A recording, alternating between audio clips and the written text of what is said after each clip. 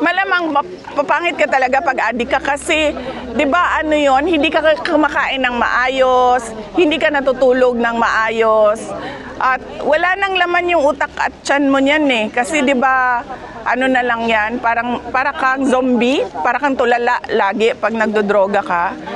So, oo, kasi nangingiwi ka na kasi nga wala nang vitamins and nutrients yung katawan mo. Kaya totoo yan talaga. Papangit talaga yung mga adik, pangit talaga sila. Ang Banateros po sa SMNI, ma'am, may we have your reaction po doon sa naging hakbang ni Marcos Jr. to investigate contractors on the flood control project. Sa tingin nyo, ma'am, mas dapat imbestigahan at panagutin ang mga kongresista na involved sa anomalous project kaysa sa mga contractors? Well, lahat sila dapat.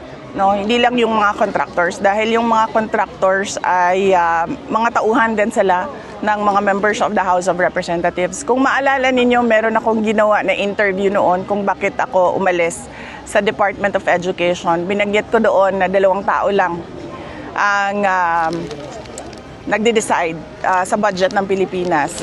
Yun ay si Martin Romualdez at si Zaldico. At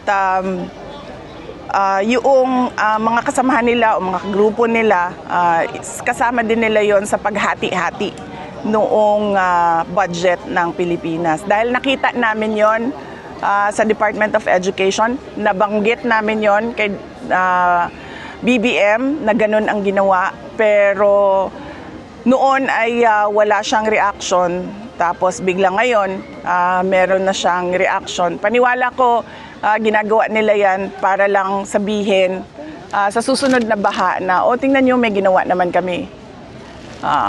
Pinaghahandaan niya lang yung excuse niya para sa susunod na baha. Ma'am, in the recent survey of WR Numero Research, you appeared as the early frontrunners for the 2028 national election. Despite of the issues, ma'am, you are taking the lead nationwide with 31.4%. Sapat na ba itong numbers, ma'am, to convince you to run as president? Ang problema ko kasi sa mga surveys ba, kasi hindi ko alam kung reliable sila or hindi, kung anong survey man yun, no? Pero assume na lang natin na very reliable yung survey na yan. Una, yung pagpapasalamat ko sa ating mga kababayan sa patuloy nila na pagtitiwala kahit na tuloy-tuloy yung atake at paninira sa akin at sa aming opisina sa Office of the Vice President. Yan din yung dahilan kung bakit ako inaatake. Kasi lahat ng gustong tumakbong Pangulo, syempre ang uunahin nila talaga na hilain pababa ay yung nangunguna. Kaya parang in a way, blessing siya dahil nandyan yung tiwala ng mga tao at malaki yung pasasalamat ko dahil naniniwala sila sa kakayahan ko na magtrabaho para sa ating bansa. Pero hindi din siya maganda or mabuti para sa akin dahil ako din yung hinahabol ng mga nangangarap na maging Pangulo ng Pilipinas. Thank you. Okay. Juby, ano man ang ask you? Okay. Vice, meron akong mabilis. Yung first question ko, kumusta po yung executive check-up ng ating Pangulo, dating Pangulo? Yung medical check-up? Hindi ko po, wala po akong update, wala po akong balita na meron siyang executive check-up na ginawa. Pero yung sa po ninyo, na-meet nyo siya, no? Yung aura nung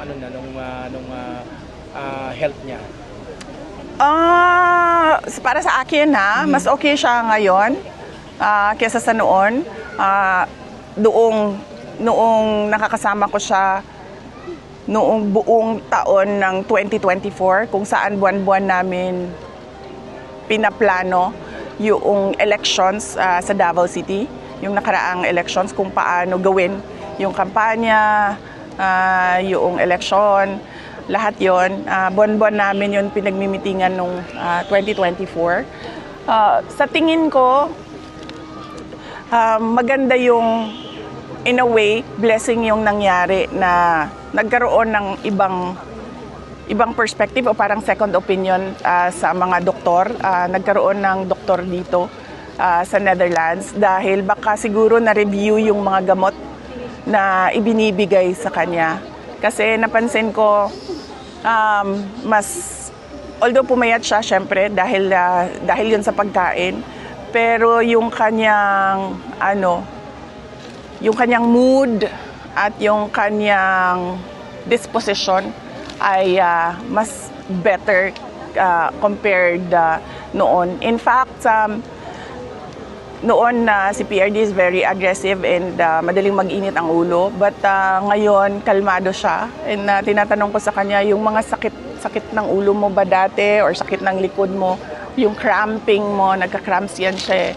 Sabi niya, nagtataka din siya kasi nawala. So feeling ko dahil yon sa treatment plan ng doktor niya ngayon, ng medical officer ng detention unit. So on that note, truly nagpapasalamat kami sa detention unit dahil nakikita ko naman na inaalagaan nila si Pangulong Duterte. Ito po, ano po yung komento ninyo sa sa mga congressman at mga senador na gustong ituloy ang impeachment sa kabila ng pagbasura ng Korte Suprema na unconstitutional yung article of impeachment?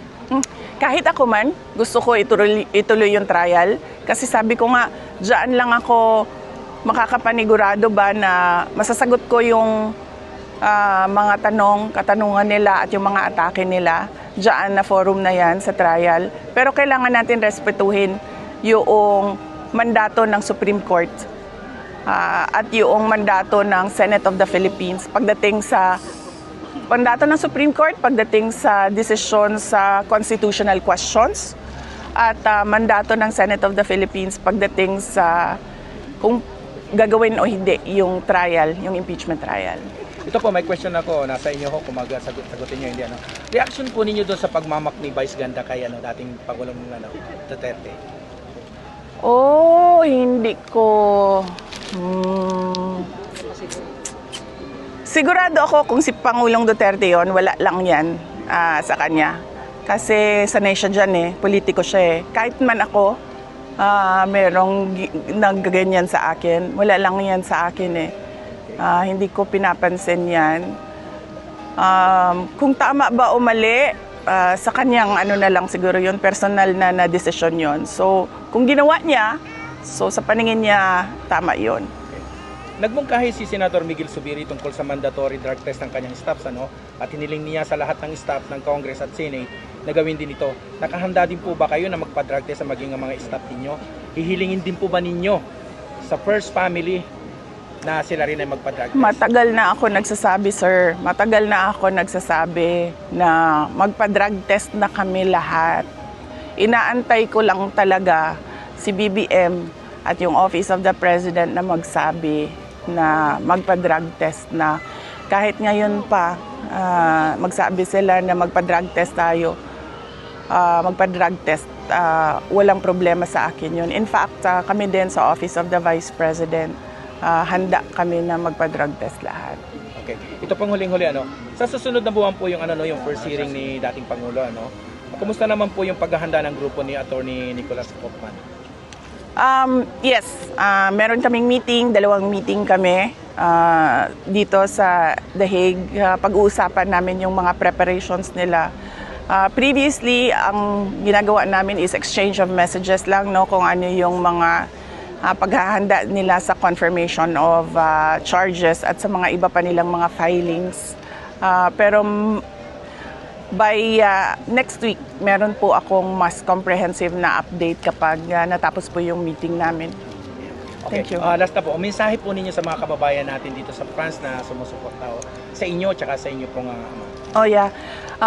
yung mga kababayan natin na ngayong araw na ito nandito sa Paris, nagpapasalamat ako dahil sobrang short notice yung ating invitation sa kanila na gumawa tayo ng mabilisang pasasalamat sa kanila.